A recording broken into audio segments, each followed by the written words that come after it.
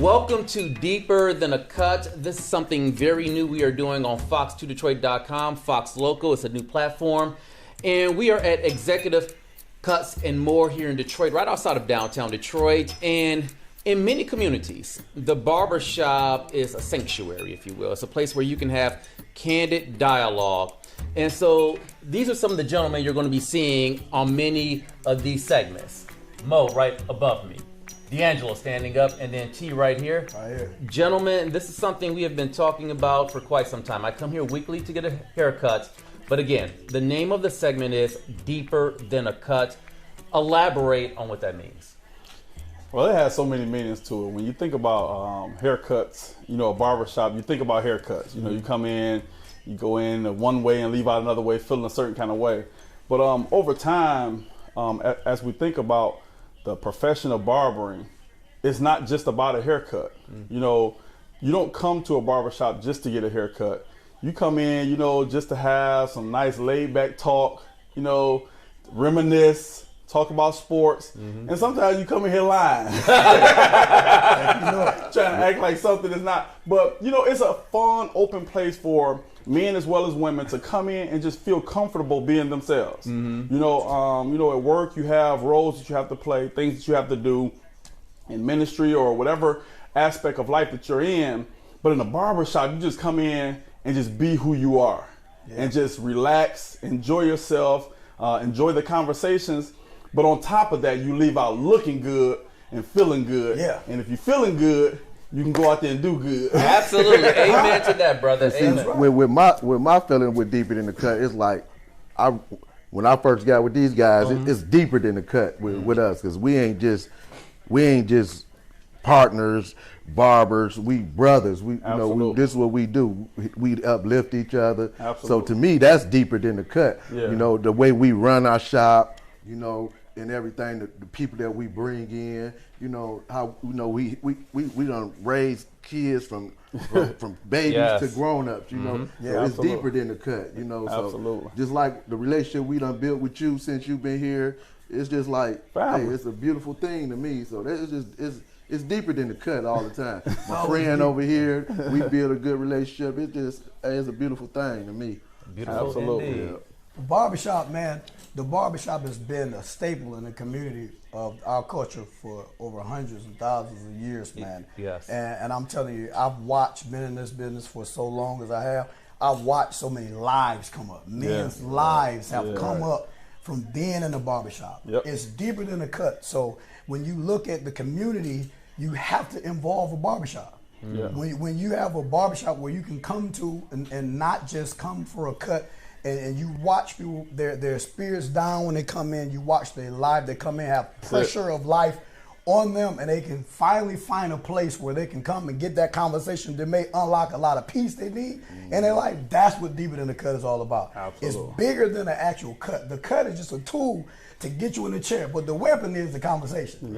So when you're able to talk somebody through problems and make them look good, they sit around. They come back without needing a cut, or they'll stick around for hours without even coming in, leaving or coming out, coming back in. They'll say, you know what? I'm just going to come up here just to see my guys. I just stop by. Bring us some drinks. Bring us some food. Just stop by, because they feel like this is the place where they can be themselves and get rid of all of the pressure from maybe relationships, marriage, children, jobs, whatever. They release everything right here in the barbershop. Absolutely. So it's deeper than the cut. Always deeper. T, I remember when you used to cut my hair back when I went to Denby High School, and now your wife, she we went to go Denby back. High School as well. Denby. Hey, all good. You went to Kettering, but your wife went to Denby. She did. She did. I ain't got no. D'Angelo, you went to I'm Denby as 50-50. well. Yeah, I'm 50-50. Pershing. Hey, Pershing, all good, all Detroit. Yeah. And gentlemen, I bring up that memory because when I went to your old barber shop on Kelly and Meringue when I was 15, 16 years old, I remember how I used to stay open until midnight at times. We'd be up in there playing Madden when Michael Vick was the fastest player on the game. It was different. And just had all sorts of conversations just absolutely. going there. Yeah. Man, that was crazy, man. We literally didn't, at that moment, I'll be honest, I didn't understand what barbershop meant to the community. I was younger. I had a lot to learn. Yes. In that time, and I've learned a lot from that time. Amen. And we can say that for later, but I've learned a lot. I understand now what it takes to really become a true professional and really understand my purpose and how to help different men and work with brothers and not let my lifestyle follow me to work and all that kind of stuff. The barbershop has been a staple, and in my upbringing, I just had to learn how to function. I had to learn as a young business entrepreneur at 22 years old. I was owning my own barbershop, you know, and the fame, the fortune, the popularity, and who you meant to people, I didn't understand how powerful that was, but I understand now. And so now this is what we do. We give back and we help so many lives. We help so many different people from that aspect. But in that time, man, I think you unlock something. And that's what makes it so important, really and truly, because as the barbering profession, sometimes we miss really what you mean to the community. And that's why we do stuff like this and this type of platform, because the reality of it is once you learn better, it's your responsibility to go back and teach somebody else to do better, because if you're not careful, you'll lead a barbering profession in a hustle. For sure. And it's really a profession. It's a professional setting that you have, and once you learn that, you start learning who you are. Yeah. You might start off saying, I just want to make some money, like I did. Yep. But it came to a point where I said, you know what, it's more than money to this. It's about being able to understand your importance, your purpose, and then once you find that out, walk in it, and then you're responsible for teaching others. So that's why you go back to Michigan Barber School to teach, because you want to make sure that you teach the profession and not just the hustle of it. Although there is a hustling aspect to it, the root and ground place of it is a profession. And once you learn the profession of it, you run your business as a professional barbershop, and people will come in. You'll be surprised who you'll attract. You'll attract professionals, people that want to come in that kind of setting. And when you get those kind of people, your business begins to run on its own, because professionals tell other professionals. That's it. And people who want to become professionals come in and learn how to be a professional. And so there's so many aspects to it. You learn that you become, mentors, you become pastors, you become therapists. There's so many things to being a barber. But once you find your purpose, you got to make sure you walk in it. That's it. But once you walk in it, don't just be selfish and keep all that information and all that money and all that knowledge and resources to yourself. You're then responsible to go and teach the next generation. And that's why me and Hobson is over at Michigan Barber School now, to teach the next generation of barbering so that we can keep the professionalism in it and not just the hustle. That's good. Amen. That's good. Mo, what made you become a barber? Sure, I didn't want to work at the plant no more. This is a candid segment. We being honest, right? We're being honest. No, the reason I became a barber because I used to always cut my friends in the neighborhood and stuff, right? So one time I was at the plant, and my friend, I was like, man, I'm sick of this plant stuff. So he's like, man, go to school for barbering. You can cut. I said, you know what? I'm gonna do that. So this guy named Debo, he gave me the opportunity to work in Debo. He gave me the opportunity to work in his shop while I go to school. Yeah. So there it is, But now, like, since I've been doing it for so long, probably almost 20 years I've been cutting. So now it's more. It's not just for a job, because I done put people in my chair that they never even talked. Now I can't get them to stop talking. You know what I'm saying? Brought things, to change they mentality, because that's what we're here to do. We're here to uplift and make people feel safe. You know what I'm saying? That's what Deeper Than the Cut is all about. It's laying the blueprint. Yeah. And because a lot of people come in the shop, they ain't safe. They don't know if somebody gonna do a drive-by. You come here, you can fall asleep and wake back up, and you good. You see? Absolutely. I have fallen asleep in your chair many times while getting a haircut. Right. When you wake up at 1:30, 2 o'clock in the morning, I was like, whoa, hey, It's past Thursday. You need a professional though. You got somebody just a hustler, you might mess up on Ain't nobody over there shooting dice in the corner. No. Hey, with that being said, Mo, you make an excellent point. Okay. D'Angelo, when you walk into Executive Cuts and More here, there are standards. 8 rules, standards. Yeah. And the number one, which is one many of us break from time to time. Absolutely no profanity. Absolutely no profanity Thank is you. important because, I mean, we have to make sure, as I said from the beginning, it's a professional atmosphere. Some people will say, well, you know, certain other atmospheres of professionals are different than, you know, they use profanity. Well, the reality of it is when you have a community-based place where people come, you have kids, you have elders, we have pastors, we have, you know, senators, we have all different walks of life, judges, I've seen it news with my own anchors, two eyes. Pistons, and so you coaches, have all these people come Big Daddy in, Kane. and the one thing, and the one thing that you want to make sure is that people feel comfortable, because they're bringing you their hard-earned money. Yeah. You know, they go to work and make this money, and I don't want them to feel like they owe it to me because they just, I got to come here. No, I want you to feel comfortable while you're here, because if you feel comfortable, the place you feel the most comfortable is the place you visit the most often. Yeah. And so if you're comfortable in the barbershop, you're going to keep bringing me my money so that I can go home and take care of my family. And that's just not for me, but for the barbers that Executive Cuts and More is responsible for. Okay. Yeah, man. That go back to that first question you asked me about 20 years ago. Yes. I haven't always talked this way. I haven't always lived this way. So I didn't run a dangerous barbershop, but there was some times the music, the genre wasn't the best. You know, I remember a lady, she had her young son to come in and won't say the song, but the music that was playing at that time, she asked me, she was like, can you please turn that up? It was like, what's wrong with it? I'm 20. I'm like, this is the jam that just came out.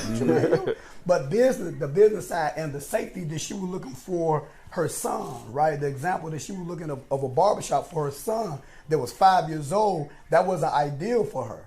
And I still at that time I didn't understand till after the fact she talked to me. She was like, that's the wrong music to play. I don't want my son listening to that type of music. And so when you start to understand the atmosphere is everything, then you'll do different to make sure that it's conducive for everybody, no matter if they're 1 year old or they're 89. And so the shop that we have now, your 89-year-old grandmother or grandfather can come. You can leave and come back and pick them up and not have to worry about the safety, not have to worry about the security. There's no hanky-panky going on here. There's no shooting dice. There's no different illegal transactions going on beneath the surface. It's deeper than the cut, and we operate and we function as professionals here. Lead by example. Lead by example. Period. If you're going to teach it, you got to do it. You got to do Ooh. it. Be Period. responsible. That's good. So Accountability. that's the biggest piece. Whenever you leading, if you hold people accountable, but most importantly, hold yourself accountable, everybody is responsible for the same level of standards. And the standards are printed, clear, and the vision is clear. And if you make it plain, the people that read it run by it. Yeah. All right. That's good. Give me a little bit of history. Just like how far back can you think about the barbershop scene and just how influential it's been? Decades, hundreds of years. I mean, this is, you gentlemen alluded to it at the beginning of this segment. It's part of the culture. For sure. Absolutely. Definitely. It's so far back.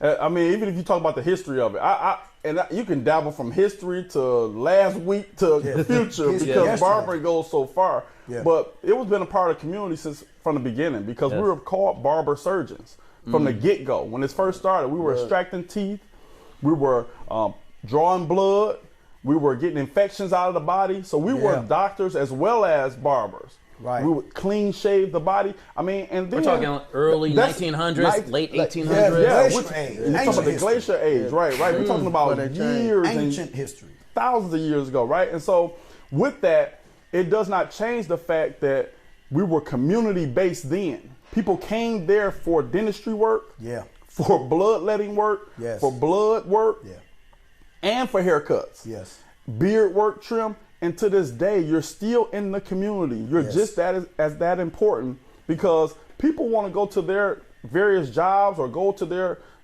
significant other. They want to look good.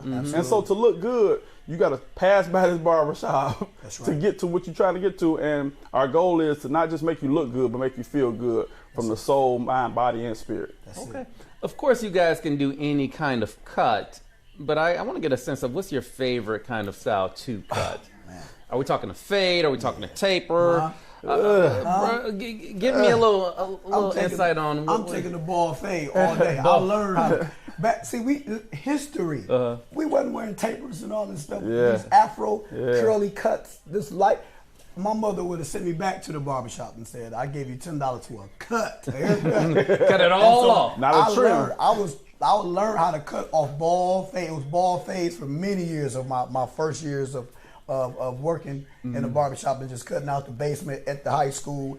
It was ball fades. And that's even today, that's my standard which I teach off of. I tell the students right now, if you learn how to do a ball fade, every other cut becomes easy because there's so much experience within a ball fade that it equates to like 5 different tapers. It's the same cut. I mean, it's the same thing. If you follow that platform, that's it. With the ball fade, you just in a smaller area of the hair. You just fade the same way.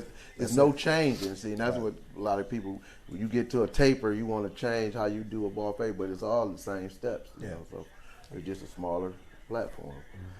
That ball fade a bad boy. That's a bad boy. That's a bad boy. Ball fade. When you see, because now everybody wears tapers. Yeah. Everybody, well, not everybody. A lot of people wear tapers. Ball fade has kind of phased out, you know. But like you said, growing up, you were doing ball fades, and they weren't always blended. So you had to learn. You had to perfect that blend on a ball fade. And once you perfect that blend on the ball fade, there's not a cut that you can't do. What? Because a mohawk encompasses a ball fade. Yeah.